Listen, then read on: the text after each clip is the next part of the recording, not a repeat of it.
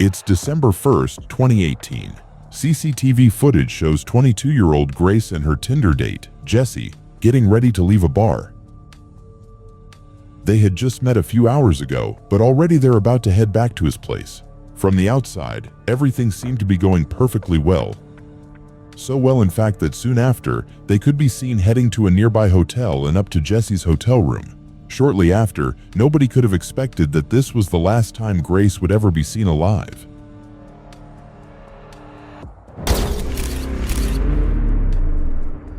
The next day happened to be her birthday, and nobody was able to reach her all day, and the same was true even days after. It was like she disappeared off the face of the earth. Her friends and family quickly reported her missing, but to no avail. Meanwhile, Jesse was recorded on CCTV out and about, going up and down the elevator carrying cleaning supplies and what appeared to be a suitcase with contents that would shock everyone to the core. And what's even worse, the killer had another date lined up. And if the cops don't intervene and arrest him quickly, this girl, as well as countless others, could fall victim to this very same man.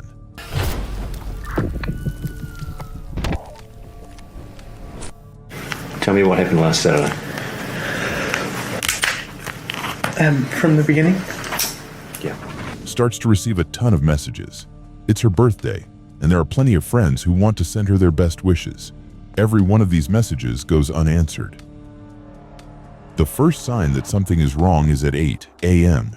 when Jesse enters the very same elevator, this time on his own, throwing the camera a suspicious glance.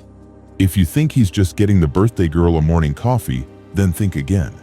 During that night, Jesse killed Grace by strangulation, and now he's going to try to do everything he can to cover up his crime, and he needs to do it quickly because he's already got another potential victim lined up. It puts pressure on the cops to discover and solve his murder as quickly as possible. As Grace's body lies in the apartment, Jesse goes on a date with another girl he'd met on Tinder. Given that he has all the equipment ready to hide one body, it's speculated that he planned this to be his second victim of the day. It's hard to imagine the horror that she would have felt when she learned the truth about the man she had just walked away from, certain that he likely had the same fate lined up for her as he did with Grace. For the next 2 days, Grace's family and friends go through turmoil. Nobody has heard from her, she hasn't posted on any social media, and she isn't answering either of her 2 phones. Her family reports her missing to the Auckland police on December 5th. Grace's father, David, even flies to Auckland and makes a heartfelt appeal for his daughter's safe return. Grace has been missing for several days, and as a family, we've been extremely concerned for her welfare. To anybody who has seen, spoken to, or come into contact with Grace, come forward and contact the investigation team. But Auckland police are about to use various methods to track Grace's last movements and find their main suspect in her disappearance.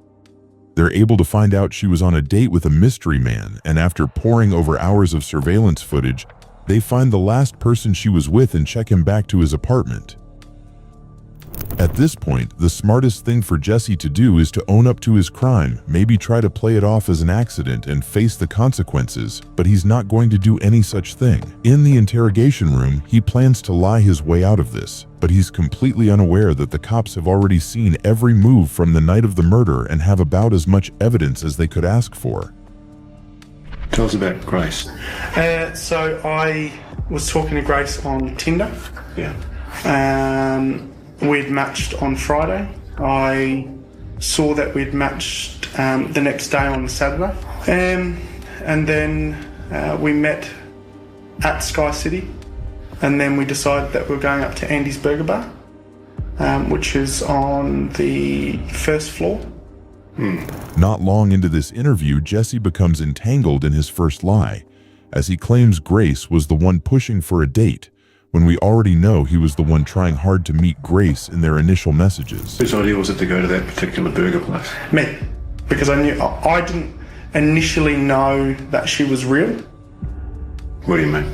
Well, there's a lot of, so have you heard of catfish? No. So catfishing is where someone uses your profile or uses your photos and pretends to be you and then meets, and you're a completely different person. Right. And it's on Tinder, it's all about the way you look. And so if they use more endearing photos, you're more likely to swipe for them. Okay. Yeah.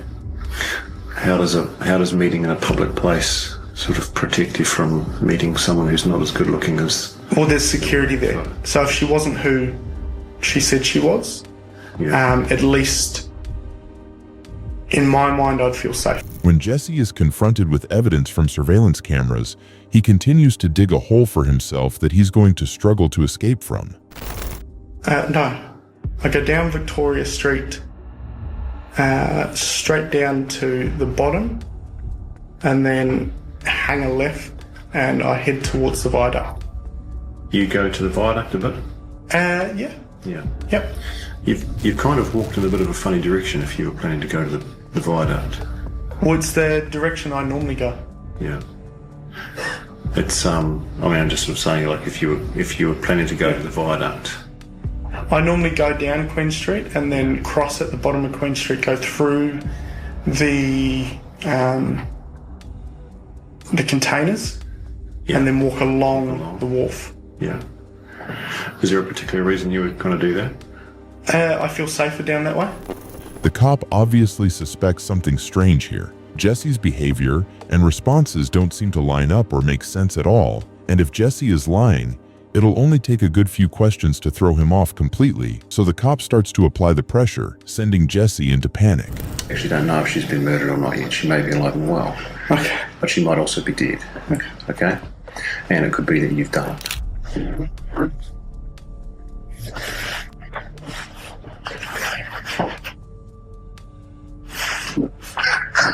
Hey, I just want to ask a question. Am I being arrested for something I didn't do? You haven't been arrested, mate. Oh. No. Holy. Wreck, he's not being arrested just yet, but Auckland police are convinced Jesse is either behind Grace's disappearance or is at least involved. And the more they investigate this case, the more evidence they find to suggest Jesse is the one responsible. They're talking to me about 50 Shades of Grey, which is a sex fantasy movie that's out. We started having sex. At first it was just normal. It was very placid. And then she asked me if we could get into bondage. And then all I remember is falling asleep in the shower. I need to stop. I need to go. Would you like some fresh air? Yeah, please. I was in shock and I didn't know what to do. I went downstairs and I was just, I don't know, I was all over the place. I didn't believe what had happened. I was just terrified and scared. I thought that she had gone. I thought she had left. Pathologist, specialist doctor will perform a post-mortem. Yeah. They're very skilled at establishing people's causes of death. Do you understand that? I went to the warehouse at the atrium and bought a suitcase. I went back and I was just in shock because it just didn't seem right. I left to go and get cleaning products. So I messaged a friend and said I'll meet you at Revelry. After finishing drinks with her, I got back to city life. And the whole time I just kept saying I'm sorry. And then I went downstairs and I grabbed the porter thing and I put the suitcase on top of the porter thing. I drove the hire car into Wilson's car park and parked it. I woke up the next day at about 5 a.m. and drove the car out to QMU at first. I picked up a shovel from ITM at QMU. I ended up driving towards the Waitakaries. I went into the bush, I dug a hole, I went and got the suitcase and I covered the hole and then I drove. Where is her possessions? I threw them in the rubbish. Whereabouts? Albert Park. rubbish. Right. So what items of her property have been disposed of in Albert Park? Everything. All of her clothing? Everything that was in the room. Whereabouts did you clean the car? The outside of the car? I think it was in Henderson. I don't know West very well. Okay. And what did you use to clean the car? A water blaster thing from a car cleaning place. Did she have any injuries? Not that I can remember. I was just panicking. Did you inflict any injuries on her that caused her to die? No. Did you kill Grace Mullane? Okay. And you're under arrest for the murder of Grace Mullane on or about the 2nd of December. You understand? Yep. Did you intend to cause her death? No. Are you ready to take us to where she is? New Zealand, there is no such thing as first-degree or second-degree murder. All charges are treated the same, carrying a life sentence. That meant there was no investigation into the premeditation. All that mattered was if Jesse killed her or not. It was that simple. Jesse maintained his innocence, but was eventually found guilty. He was sentenced to life in prison with a minimum non-parole period of 17 years after his trial. 2 more women came forward and claimed Jesse had assaulted them after they met him on Tinder. He was found guilty on those charges as well, adding another 11 years to life added to his sentence.